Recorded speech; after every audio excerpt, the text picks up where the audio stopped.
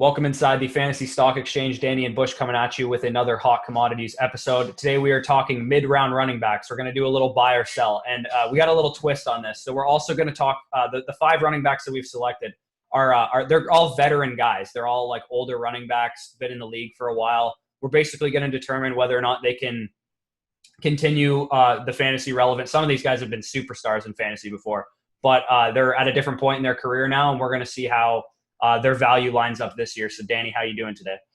Doing well. Again, Corey kind of introed that too. We're just telling you basically if these guys are worth buying at all, if their values in drafts, or if they're just washed. Because a lot of these guys you're going to hear, they have been staples in the fantasy football community for who knows how long. Like they've all been and had success. A couple of these guys have finished as the RB1 before. A little sneak peek. Actually, yeah. 3 of them have, so. Yeah. Stay tuned. But and like Danny mentioned, we're talking about their ADPs as well. We're taking that into account because obviously if all these guys are 6th, 7th round picks, we'd probably all pick them. But where some of them are currently going, some of them are just overvalued, some of them are undervalued, whatever. So we'll hit the intro and then we'll see you guys on the other side. Are you ready, Jerry? I'm ready. Just want to make sure you're ready, brother. Show me the money.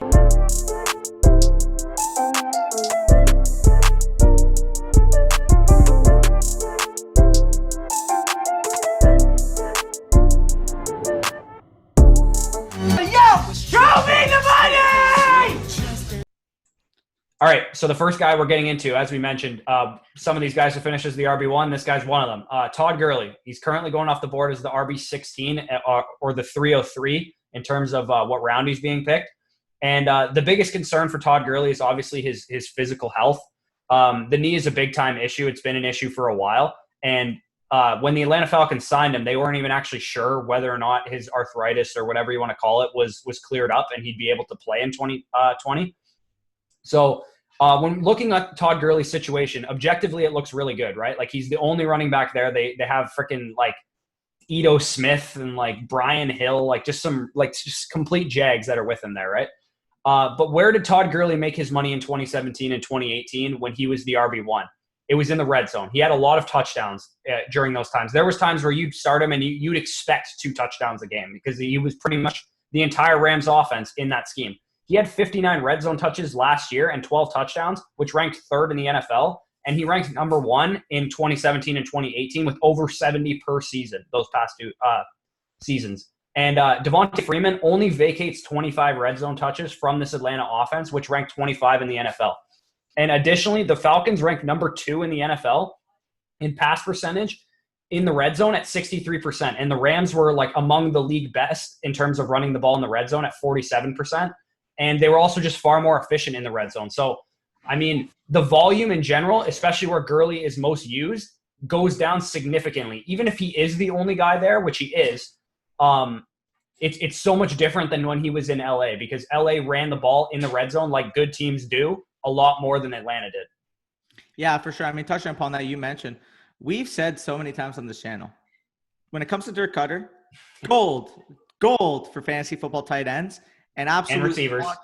And absolutely hot trash when it comes to fantasy running backs. I mean, you mentioned it. The volume and goal line success that carried Gurley to that top 15 finish just last year, it's not going to be there. I mean, we've mentioned before, he was inefficient on the ground, didn't receive nearly the same receiving work than he's had in the past. What carried him was that goal line success. Well, as you mentioned, 59 red zone touches for Gurley last year with only 25 vacated by Devontae Freeman. That's significant. That's assuming no one else takes any, because they could still sign another running back, or they could just maybe they believe in Brian Hill or something. I don't know. They could, as we're recording this, Raheem Mostert requested a trade. I wouldn't be surprised if they threw a 5th round pick at him. Yeah, for sure. That alone though, 34. That's insane. That's over 2 per game if you projected it over a 16 game season. Which Gurley won't play. Exactly. And mentioning that, I mean, people want to say, oh, he's not injury prone, blah, blah, blah, blah, blah. That's just media hype. I was reading a comment that said that. And I'm like, dude, you can't argue. He has a medically diagnosed arthritic issue in his right knee. It's been that way for the past 2 years. Even before that, obviously, he was fantastic up till 2017. But it's an issue now. I mean, he's not the same Gurley. Same thing that we've said with David Johnson with his injury concerns. We'll get into that. But talking about Gurley, he's not that same Gurley that ultimately carried you to those first place finishes. I mean, he was a true game changer. He was the best goal line back in the league. He was getting significant receiving work. He's entering a situation where A, that opportunity is not going to be there, and B, those injury concerns do exist. So overall, I mean, taking washed name brand players at overhyped ADP just isn't how to do fantasy. And again, as I mentioned, nothing of Gurley's situation, vacated touches, team game plan, or overall upside is worth the RB16, 303 off the board in ADP. Is this what you want your early third-round pick to be? Yeah, he might be your RB1 at that point. That's insane. Stay clear of this ticking time bomb. Yeah, this is by far, of the 5 guys that we have listed, this is the one I feel most strongly about because the ADP is very high. It's not like some of the other guys that we're going to get into after have like mid 4th round, like late or early 5th round ADPs. Like if Gurley was going in the early 5th round, I would not be this passionate about him, but he has a very high chance of busting. Like at the ADP he's going. And we didn't even mention, he had 50 targets last year, which was like significantly less than the previous 2 years he was in LA. And he had 9 drops on 50 targets. Like he had like nearly a 20% drop rate. And that's insane.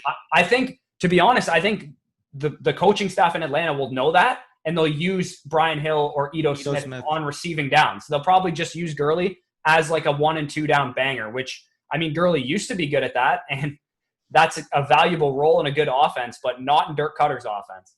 For sure. I mean, we've talked, and we've also talked about, I mean, again, we're going to say 258 vacated targets will be a lot, but as we mentioned, the usage of Gurley is just simply not going to be there. He's not going to be that same receiving back out of the backfield. And we're still hyping up guys. Like, we love Julio Jones. I love this offense. I love this offense. I just don't love the running offense of it. Exactly. So, I mean, projecting that towards this year, RB16 is basically drafting him at his ceiling, in my opinion. He doesn't have that top 10 upside that people want to believe. He maybe has 12 to 15. Yeah, his best chance to have that upside is touchdowns, which, as I mentioned, like it's likely going down. Like he had 12 last year, and he still wasn't good for fantasy, and he had 12 touchdowns. Like there's no way he gets 12 touchdowns this year. For sure. I mean, talking about Gurley in terms of his consistency last year, if he didn't score a touchdown, he wasn't really useful in your lineup. I mean, again, he was one of the most inefficient rushers in the league. His receiving work really cut down. You relied on those 12 rushing touchdowns to really carry you. And 59 red zone touches is simply not going to happen, as you mentioned. So we're done with Gurley. This makes me sick, as I can tell. Let's move on to the next former number 1 overall back in fantasy. You want to touch up upon Le'Veon Bell for us? Yeah, before we get into Le'Veon Bell, just want to remind you guys to go down to the bottom, hit the like button, comment on the video, and subscribe. But Le'Veon Bell is our next guy that we have up. So RB18, currently 307 off the board. His ADP like actually shocked me a little bit because I thought I was going to actually be on board with Le'Veon Bell because Le'Veon Bell, like maybe that's where his ADP is, and this is best ball ADP that we're using. I've seen him fall to like the 5th round before, and there I'm not totally against him. This one I'm definitely less against as compared to Gurley, because he has some things in his favor. He was number 4 in weighted opportunities last year, which takes into account targets and carries. And he was number 27 in red zone touches, which, I mean, you should see an increase in that, but by how much is the question. And then there's also just potential positive regression in terms of his breakaway run rate, which was like amongst the league low last year at like 0.4% of his runs. And yes, the Jets, here's the concerns with him, and this is why I'm out on him at this ADP, is the Jets added Frank Gore, the all-immortal running back who's been in the league pretty much as long as Danny's been alive. And they also added a 4th-round rookie who's not good, but it might just indicate that they're not going to put up with Le'Veon Bell's inefficiency much longer. And we've mentioned this before with guys like Leonard Fournette. Coaches aren't stupid. They can see when a guy's inefficient. They're eventually, especially guys like Adam Gase who are fucking hold grudges against players. I could definitely see Le'Veon Bell just being taken out of the game a little bit more. Like he's not efficient enough to command more touches. Usually when guys get low touch volume and they're efficient with their touches, they get more touches. The same is true for the opposite end of the spectrum. But the situation did improve. They added Mekhi Becton in the draft, as well as a couple others on the O-line. I believe the center that they added ranked highly via PFF. So, I mean, the O-line should be improved, and the Jets averaged like number 31 in yards. They were number 31 in yards above successful percentage, and it was nearly 20% below league average. So, I mean, that partially has something to do with Le'Veon Bell, but that also was the offense, like the fault of the offensive line and the fact that Sam Darnold wasn't playing and all that shit. So they were just like really, really inefficient on the ground, which hopefully can go up a bit. Yeah, for sure. I mean, you're mentioning the offensive line. You mentioned the interior guy. That was actually one of two, actually. That's a fact. One of two Connor McGoverns that play in the interior of the offensive line in the NFL. They got the one from the Broncos. Obviously, the other one plays for my beloved Dallas Cowboys. We'll touch upon that. Yes, they added to the offensive line. We know this. But when projecting Le'Veon Bell, I mean, if he was going at like the late fourth round, early fifth round, I'd have been, okay, you know what? High-end RB3, you plug him in. He's going to get you a nice floor. Like, I don't mind that. But, man, there is no way in hell I'm spending a mid-third round pick on a guy that I genuinely believe, again, similar to Todd Gurley, I don't think he has top 10 type upside. No, not a chance. No, but you're not going to win your league just selecting the RB 12 to 15 in your third round. That's just not going to happen. Especially with the receivers going around that board. You can get like a DJ Moore, Kenny Galladay, Allen Robinson. Like, there's so much more value to be had at this spot that ultimately I'm just staying clear and maybe taking around a couple of those other mid-round running backs we're going to mention. But again, mentioning Bell, this, as I mentioned with the Falcons, this would low-key be a kind of like, from an NFL perspective, this would be a nice landing spot for Raheem Mostert if you think about it. Yeah. And Adam Gase is not committed to Le'Veon Bell. We know if he wants to trade Bell first, then yeah, sure. But if Mostert ends up here, then they're both useless. But I mean, from an NFL perspective, I mean, like, having somebody where freaking Le'Veon Bell, obviously in a fantasy perspective, we don't want Mostert to go here. But from an NFL perspective, you're looking at it as a coach. Okay, this guy's being inefficient when he's actually getting his touches. Why not trade for the cheap, probably a 5th or 6th round pick at this current point, because the Niners are just trying to get rid of him because they can't agree to an extension, getting the most efficient running back in the league last year.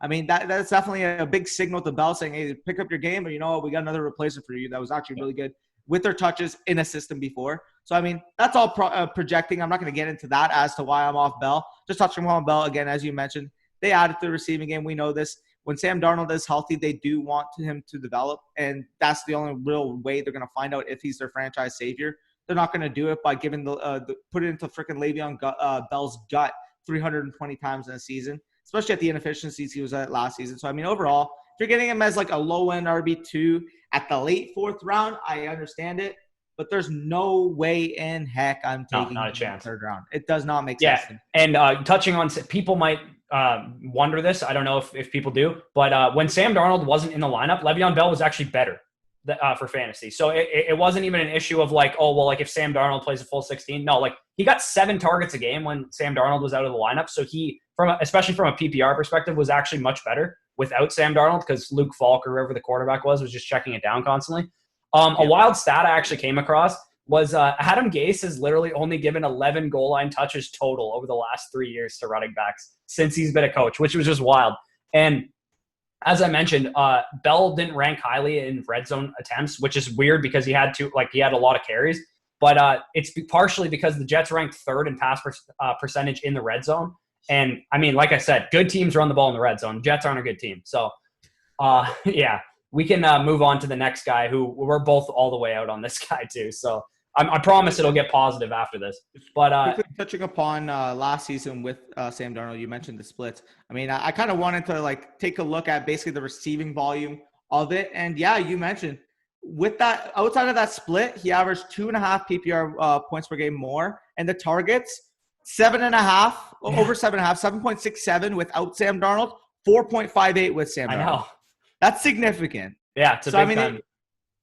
So, I mean, you're mentioning it. People want to say, oh, yeah, Le'Veon Bell's one of the best receiving backs in the game, yada, yada, yada. He is. Don't get me wrong. When he was in Pittsburgh, he was the best receiving back in the game. But simply put, that type of volume is not going to be there to really carry you up and deliver on a top 10 upside. Again, he's probably going to be in that mid-tier 2 RB or tier RB 2 range. I fully get that. You can finish in that, 14, 16, 18 type range.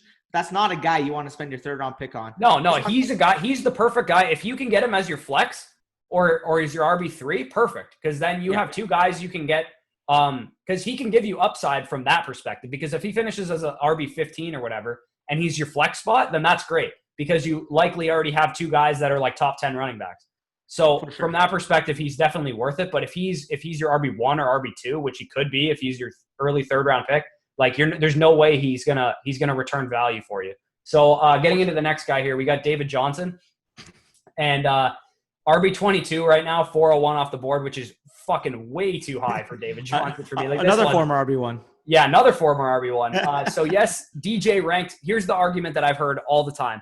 Yes, David Johnson was like the RB7 last year when he was on the field, but he needed 7 targets per game to accomplish this. 7 targets a game. He was horrible on the ground the first 7 weeks of the season. Awful. I'll break that down later. Yeah, the Texans running back, or the Texans, who the team he's on now, threw to their running backs at the 27th highest rate in the NFL last year. I believe it was like 15%. And this was despite their running backs ranking 14th in success rate when catching the ball, because they had Duke Johnson, who played a 50% snap share and is a really good receiving back. So they had the running back to use a receiving back, but they didn't use it because Bill O'Brien's fucking stupid and Deshaun Watson's an elite athlete and doesn't need to check down. So the vacated rushing production that Carlos Hyde leaves behind in this offense is great. David Johnson's probably going to take up most, if not all of that. But DJ is going to be less effective on the ground than Carlos Hyde. People get mad when I say this, but 4.1 true yards per carry for Carlos Hyde last year, 3.6 true yards per carry the last 2 seasons David Johnson has played. So if he gets the 245 vacated carries that Carlos Hyde had, he's only going to have 882 yards, which is not good. Carlos Hyde finishes the RB27 last year and 34 in points per game. That's in half PPR. Yes, yes. And that's DJ is in line to do something similar, basically. He's basically in line to do what Carlos Hyde did last year. Did anyone, win their league because they had Carlos Hyde? No. Duke Johnson's 62 targets are still there. He's still on the team. He's not going away. I guarantee you that DJ is going to finish with more targets than Carlos Hyde had last year. I'm not disagreeing there. He only had 16 targets last year. But even, and this is a projection here, let's say the Texans throw 600 times, which is a lot, which would be probably top 6 in the league. I've mentioned this before. I love the Texans passing offense. I think they're going to throw a lot. If you assume a league average target running back share to the Texans running backs, which is 21%, and they only had 15% last year. So that's projecting a 5% increase or 6% increase. Yep. That only leaves 125 targets total for both Duke Johnson and David Johnson to share. And that is the best case scenario, in my opinion. There's no way they get more than that.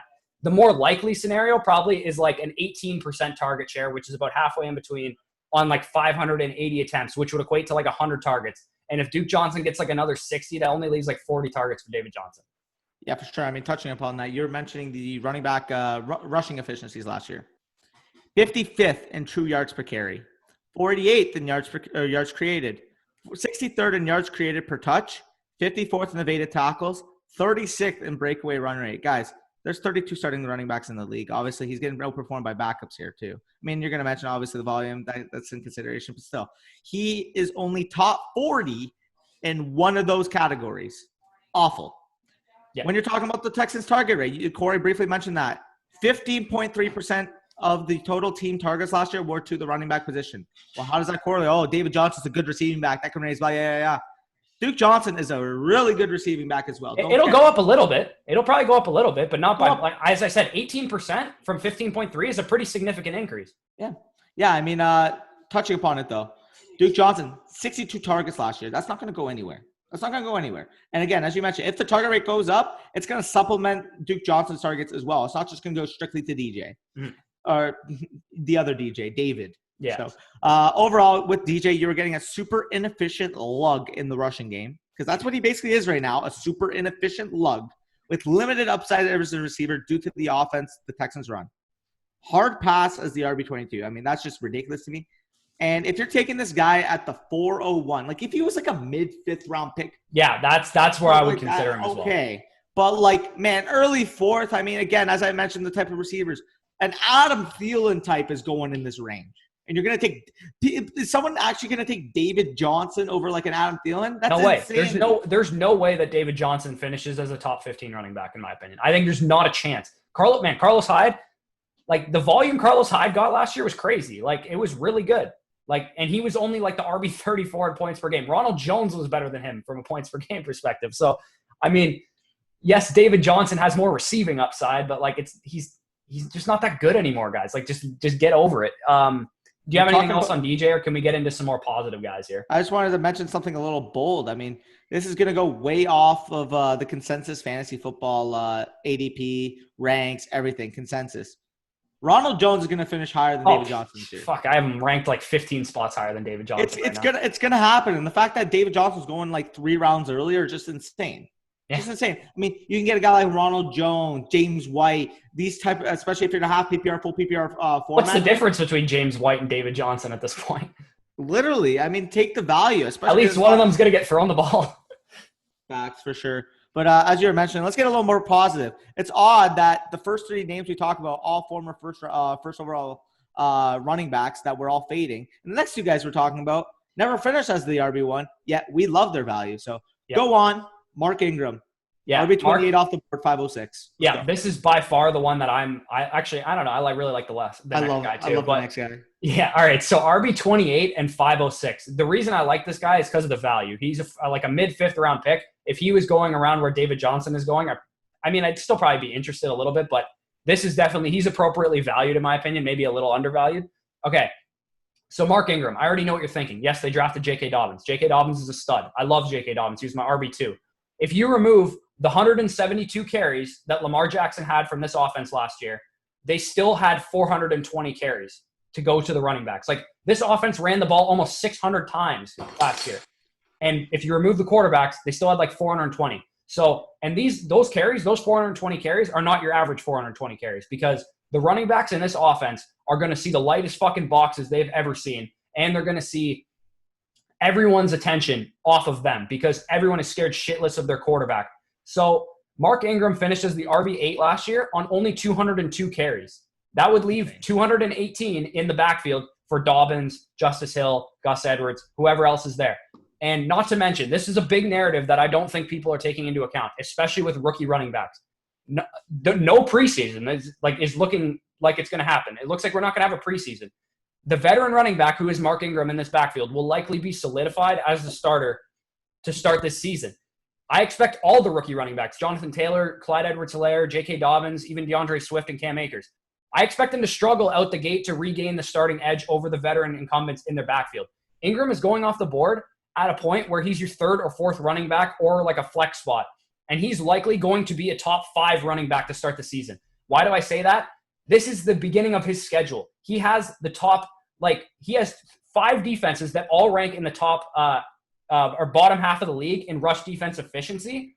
And he is going to be incredible. He is exactly the type of asset that you want to flip after week 5 when his schedule gets harder for an underperforming superstar. Like, for example, if you want to flip him for Clyde Edwards-Helaire, you could probably do it because Ingram is going to be like a top 5 running back. And if you play in a league with people who I play in the leagues where people just look at where the guy is ranked right now and that's how they value players. They don't look at the upcoming schedule. They don't look at, whatever else. They don't look at the fact that J.K. Dobbins could take over the job at some point. So they're going to just see, the RB5 for the RB21. Yeah, give me the deal. Even though you might be fleecing the shit out of them. Yeah. Oh, that happens all the time. I still remember I was in a league.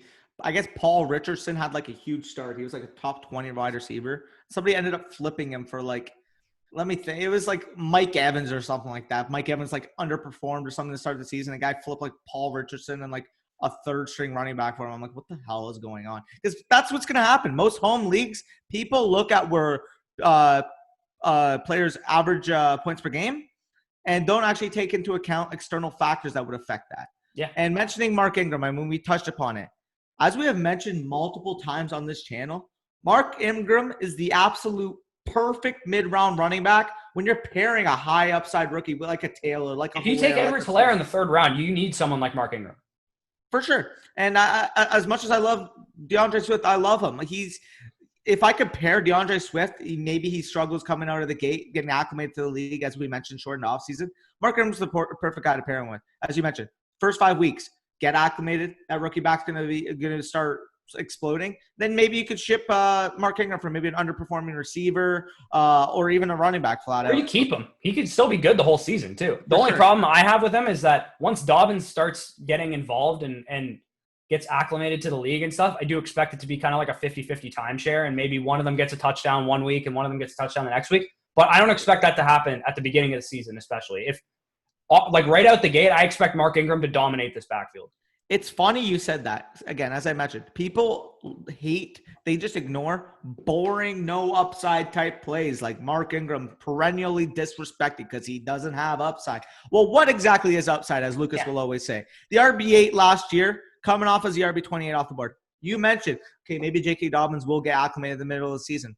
We've seen Mark Ingram perform in the past in New Orleans with the consensus top 5 running back in Alvin Kamara and still have a productive season. And it's a better offense. It's still top 20 running back that year. So overall, I mean, if you're looking at it, Ingram is still a solid back. Dalvin's going to need time to acclimate. And right now, you're getting him in the mid-5th round when guys like for example, if you're talking about me straight up, I'm taking him over David Johnson straight up. Oh, easily. Straight up. And it's just insane to me that there is over a round difference between them. Yeah. But, man, don't let them fall, especially if you go a young running back early on, or maybe for example, you get Saquon Barkley. Obviously, Saquon Barkley is going to do Saquon Barkley, but maybe he doesn't have the ceiling because of his tough opening schedule. Mark Ingram's the perfect supplement to him in case. Obviously, you're never going to bench Saquon Barkley, but it can supplement the points a little If you bit. play in a league with some stupid people, you might be able to flip Ingram for Saquon. Oh, God. Imagine. Yeah, if you play with some stupid people, you'll be able to do shit like that. Maybe fucking Josh Jacobs has like a horrible start to the season, or someone like that they drafted very high, and you're able to flip Mark Ingram for one of these guys. Or like they're listening to the people on the fantasy industry. Oh, say Austin Eckler has a bad first few games. People are going to be like, oh, see, I told you, Austin Eckler's a bum. He's not going to be able to do it for the season, yada. Flip him for freaking Austin Eckler, and you're winning your championship. So love that. I mean, take Ingram, great value. Supplementing to the next guy, one of our favorites. I mean, you guys won't hear us harp on his name enough. We got Melvin Gordon, running back he's from the Denver Broncos now. Actually recently acquired this offseason as a free agent from the Los Angeles Chargers. So I'll start this one off. I mean, you guys have heard multiple times. Going at the 304 RB17, just for the record. RB17 is the main consideration. Yeah, 304 is probably about his value. But the fact is, there's 16 running backs, including Todd Gurley, for the record, that are going before him right now, which is insane. Yeah. So Melvin Gordon is the RB2 we should all be targeting in fantasy drafts. As I mentioned, ahead of the likes of Fournette, of Le'Veon Bell, of David Johnson. I take him over both the rookies, too. Yeah. So, I mean. Over JT and Edwards-Helaire. I have him ranked over both of them. I think I have Helaire at 14, Gordon at 15 right now, and they're literally like. Yeah, they're close as hell. I keep switching them. But breaking down the offseason, people say, oh, he's going to a new offense, blah, blah, blah, blah. It's going to be hard for him to get acclimated. You'd be hard-pressed to find a single negative in his changing situation from the Chargers to the Broncos. So I don't understand why people want to fade him. He signed an $8 million average per year contract. That's significant. That's as much as Austin Eckler signed with the Chargers. It was nearly fully guaranteed, too. It was 2 years, $16 million with $13.5 guaranteed. Yeah, so money's there. Speaking of the situation, he walks in to the Broncos as the team's clear top option for both goal line work and receiving work out of the backfield, and has a clear nose for the end zone when actually trusted in those situations. So, again, as I mentioned, he's my RB15 overall. And if I can get him as my RB2 every time, I'm stoked to have him. If you're talking about just the last 2 years, 39 rushing first downs in 12 games last year, 51 in the year before. He is consistent. He can do it. He split the field or split the workload with another great efficient back the Chargers had in Austin Eckler last year, and was still able to earn 204 touches in 12 games or 17 per game. So actually talking about his finishes in fantasy football, obviously we all document he, as a rookie, struggled. Every other year, RB5 in points per game in 2016, RB7 in points per game in 2017, RB7 in points per game in 2018, and last year, his, quote, down year, it was actually ahead of his current ADP. He was the RB14 in points per game last year. So right now, the fact that he's falling to the RB17 specifically, which is lower than his floor, for the record, because his floor, according to the data, aside from that, that's Jarvis Landry logic. Yeah, so I mean, and I honestly think he has top 6 or 7 type upside. If he gets that goal line back roll, if he gets some receiving looks out of the backfield, like he can have a league-winning type year at his current value. I mean, we've seen him do it before, and on points per game basis, as I just mentioned, he's been extremely valuable. So I mean, I'll let you go off on this, but this is definitely a running back I love targeting in this range. Yeah, I did a mock draft today, actually, and I got Derrick Henry, Austin Eckler, and Melvin Gordon to start my draft, which is just disgusting. So, okay, we'll talk about the elephant in the room real quick. Phillip Lindsey's there. We haven't mentioned him yet. He ranked third worst in the NFL, though, in drops on only 48 targets. I know everyone assumes because Phillip Lindsey's small that he's like some scat back. He's not. He ranked number 82 in fantasy points per opportunity, despite ranking really well as a runner. So that's just how bad he was as a receiver. It completely dragged his rating down. And the big thing for me is that Pat Shurmur comes in, who's known for using feature backs. He's had a 65% opportunity share running back, which is like workhorse territory, by the way. In 8 out of the 8 seasons he's been, which is all 8 of them, as a head coach or a coordinator. He had Steven Jackson, he had LaShawn McCoy, he had Peyton Hillis, he had Trent Richardson, he had Dalvin Cook, he had Saquon Barkley. Like, all these guys were like full-fledged like workhorses. And a 65% opportunity share still leaves plenty of rushing work and all that stuff for Lindsey to take over, because Lindsey is efficient with low carries and whatnot. But yeah, as you mentioned, the contract is significant. He's going to absorb pretty much all of Royce Freeman's receiving and goal line carries, which 24 red zone carries, 13 inside the 10 zone, 5 goal line carries. And then he's taken most of Lindsey's away from him, in my opinion. I think even if you project the goal line work to be split, which is like conservative in my opinion, because I do think it's going to be mostly Gordon, this should be an improved offense. We all believe in the outside weapons of the Denver Broncos, and hopefully Drew Lock is able to take a step forward. This offensive line made major improvements under Mike Munchak, who is now that Scarnecchia is, I think Scarnecchia retired, didn't he? In New England?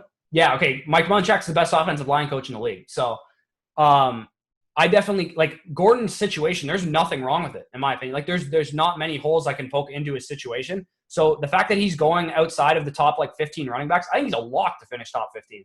I don't think there's a chance he's not an RB1, to be honest. Like, he's going to have 8 touchdowns, guaranteed. He's going to have, 70-plus targets guaranteed. And he's going to have, 200 carries guaranteed. Like, I have no idea why he's not, more of a sexy name for people. I feel like people are just kind of a little bit fatigued by him, and they just don't like him as much for whatever reason.